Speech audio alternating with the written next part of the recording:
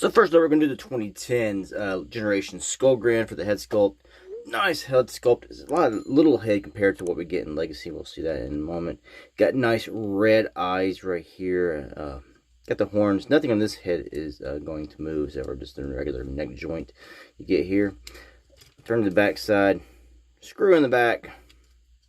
Overall, not bad. You got a little bit of like silver for like the teeth. It's hard to get the camera to focus on that, but you can see the little silver right there for the teeth. So a nice little head sculpt here on this, sort of reminiscent of the G1 toy, the Pretender shell here, but just not as big and huge as it was in G1 or the Legacy head sculpt. You can see we get the huge head, very reminiscent of the Pretender shell from a Generation 1 toy.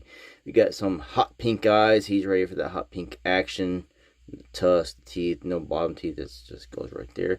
Decent movement out, such a big huge head. And we also have the horns up top. I forgot to bring those up. So we get these horns here, got the horns on the side. But you get movement and expression out of the horns. So you can move these in the bag up, down. If you don't like them up, you can move these. So you get a lot more articulation out of the actual head itself, more expression out of the head sculpt. So the winner in head sculpt, gotta give it to Legacy, baby. With his extra horns and the movement of the horns and the big huge head, you just get a little more expression out of that, in my opinion. Again, starting off with Generations, we're going to do the body design. Overall, the body design is not bad on this figure. He's bulky, looks like he could handle his own. He is a redeco, a retooling of the Dark Mount or Straxus version of this toy. Pretty much he's given new colors and a new head sculpt. He does have a lot of kibble, stuff hanging off everywhere. He's got the guns, which add to the accessory play though. But it does have like the shoulder pads, the backpack in the back. He's got these handlebar things covering up on his legs, which you'll have to move around, which get in the way. So overall, he's not very hollow, so that is a good design choice here. And when you do, you have panels that do hide some of that hollowness. But overall, he's not a bad looking bot. Legacy body design overall not bad, very reminiscent of the G1 toy of the robot inside the Pretender shell. I mean, you got some Pretender shell stuff also on the outside here. Get that the big head, we get some of the pink, the skull here on the waist, we get these little spinies, but they are done gray, more like the robot on the inside. So is his chest here. So overall design on this robot isn't bad at all, but you do get a little bit more hollowness. You do get stuff hidden here in the back of the legs, but the arms are pretty hollow. But this is hollow for the hands to fold up into.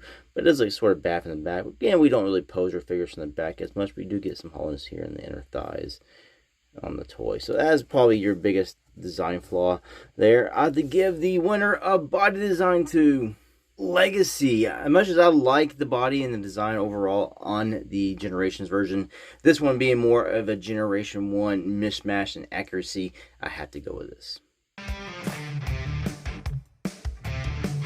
Moving on to the accessory portion, we got lots of accessories here on this version of Skullgrin. We got all these guns here. They're C-joints, so they can clip onto any of these bars, handles, everything.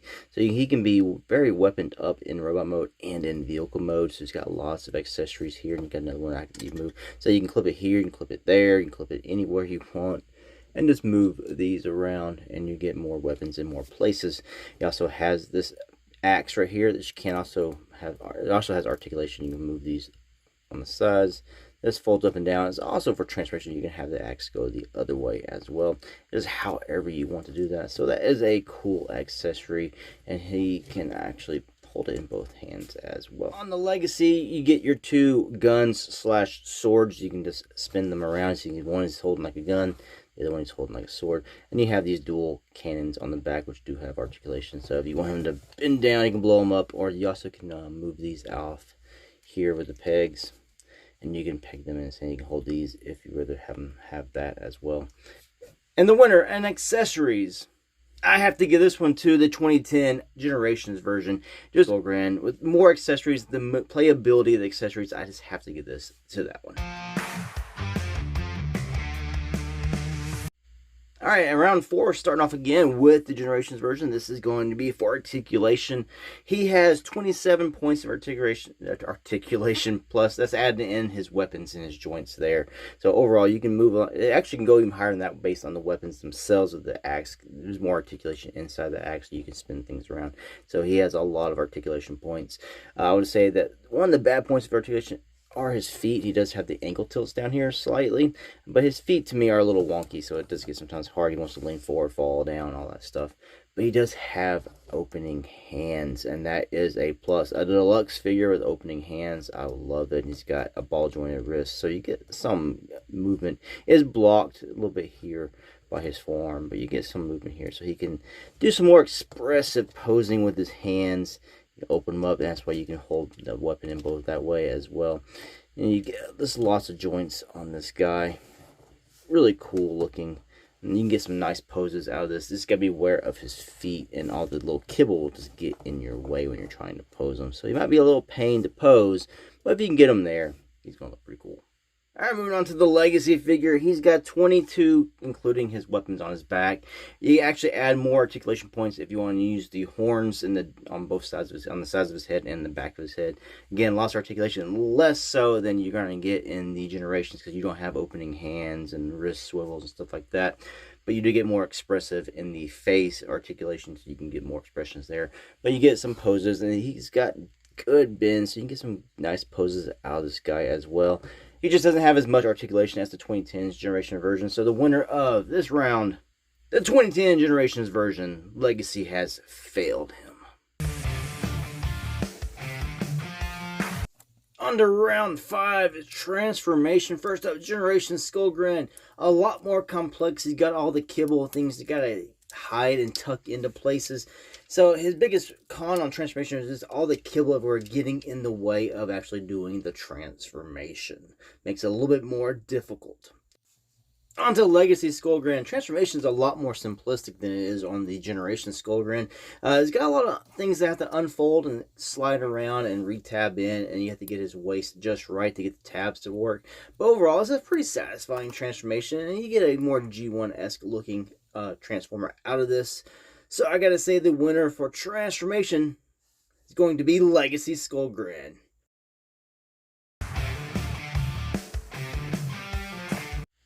Alright, so first up for alt mode, we're going to deal with the 2010 Generations, of course. And look at this alt mode. It is a sweet kind of tank-like vehicle. You get, I guess, make sure things, you get all the guns can clip onto all these different C-joints here. You can clip them down here, here. There's a lot of different places you can move these around to, so that is a good playability. And you have the cannon here, which does go up, and this can also spin. So you get that. I'm just hitting crap with it because he does still feel, even in alt mode with all the little joints and stuff, he still feels kibbly, you know, because all the little guns everywhere. He's a more updated, you know, realistic alt mode compared to the original G1 toy and what we're going to see in Legacy in a moment. But you do get wheels. You get little bitty ones here that are actually on his arms that go in down here. So these treads are fake, but you get some actual pinned in wheels here. So he does give a satisfying roll. So that is alt mode here for your 2010 Generations Skullgrin. On to Legacy. You get a more G1 take with this alt mode. Looking a little more G1 than the Generations, which did an updated version to make it more of a tank. Instead, here we get this Cybertronian tank. You can say it's got the treads, but since it doesn't have wheels, you can just say it hovers. So that's a big thing here. It's not going to roll anywhere. It's just going to slide around when you want it to go. That's my biggest complaint here in the alt mode is the fact that you don't get any kind of wheels. It's not going to roll. I guess based on the transformation, it'd be hard to put wheels, but you could have done some little tiny ones in the back, but then you'd have to do something up front because then it would just don't tip to the front. But I guess as a sacrifice they made just to make this mold right here. At least the original G1 had some wheels, but of course you didn't have all the engineering and articulation you get nowadays. Now the guns here go on the side. You can take these and actually stick them down here if you don't want them cluttering up your pull out with it. Main cannon. You put them down here and give us some a little.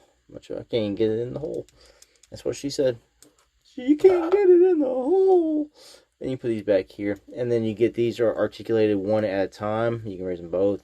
This part does a 360 spin as well, and of course it supports blast effects. So that is a cool thing about this alt mode. And the winner of alt mode, I'm going to give this to the 2010 Generations Skullgrin. I like the fact that it has wheels. It is very detailed. It actually looks like a real world vehicle. I know it's not in G1, but to me this would be a good update to the character. It looks menacing enough.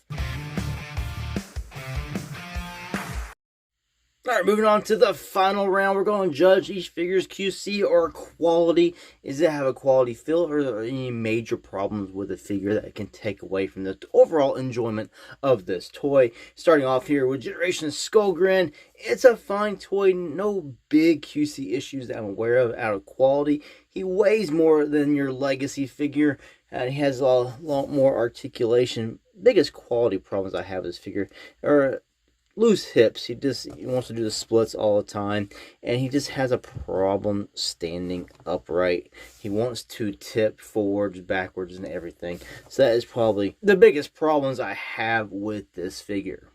Alright, so moving on to the Legacy figure. Again, no big QC issues that I'm aware of. All the joints are pretty tight on this figure. The biggest problem I have with this figure are just things popping off. Like, I've actually popped off his legs. That's kind of a problem here. Just getting things to stay tabbed in can be a problem. And I would say the handles on these weapons here are sort of rubbery. It's like a rubbery type plastic, very bendable. And the paint is already coming off onto here from repeated stickings into like the silver treads down here, like I showed in the alt mode section of this video. So that's the biggest complaints of QC or quality here. He does way less than the other past Generations Skullgrin. So the winner here in QC, it's going to have to be a draw in my opinion, because neither figure has any big glaring problems. As long as nothing yellows on this guy, is going to be a draw. So a tallying of all the points, we are tied. We have a draw. Generations has 1-3. Legacy has 1-3. So it is up to you, the viewer. I did post this poll months ago because it's taken me this long to get into the swing of things. I posted a poll up on my YouTube and on my Instagram. Which one of these two figures did you like the best? Which one is your favorite? And over on Instagram, Legacy won out over there, 66% to 34% for Generations. And over here on YouTube, Legacy again won with 77% to 23%. So you, the viewer, have chosen as your preferred Skullgrin, Legacy Skullgrin. So this new Skullgrin is your go-to for Skullgrin based on these two figures. I can see why that was chosen, and he is more of a G1 homage to the original toy. We just don't have the actual Pretender shell and Inner Robot. They just sort of mashed them together and we get this version here. But don't forget, we did have this Power of the Primes version of Skullgrin, which is more Pretender shell like, because you open this up and you had a little robot inside, sort of reminiscent of the G1 look on the actual front of the robot, but did not transform into anything. But it was like a Prime Master is what it did, and you would be plugging that stuff in. But the shell here actually could transform on this. All I did was just lay flat in this piece here, which can be held as a weapon. We'll just snap into this, and this will just come over, and you would have that weapon there.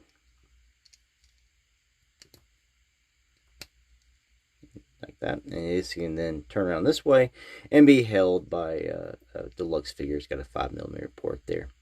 So we actually had this one, which was more G1-like, with actually being a shell. But, of course, really no good transformation. We got that in Legacy. And so thanks for watching this Battle of Bots. And coming up next time on Battle of the Bots, which Hot Rod, which Optimus Prime murderer do you prefer? Do you prefer the 2010 revealed the Shield Hot Rod that came in the Cyclonus 2-pack? This one is supposed to be Cartoon Deco. Or do you prefer the Hot Rod from the evolution of Optimus Prime Power of the Primes version? This Hot here could combine with the trailer to form a later class Rodimus. But we're not judging it on the Rodimus, we're just judging it on the Hot Rod, the Inner Robot here. You get a full deluxe class Hot Rod out of that set. Which version of these two Hot Rods, these two murderers, do you prefer? Let me know down in the comments below. Or head on over to my community page here on YouTube, on my channel, and you can vote there. Thanks for watching. The next one, Let's Try.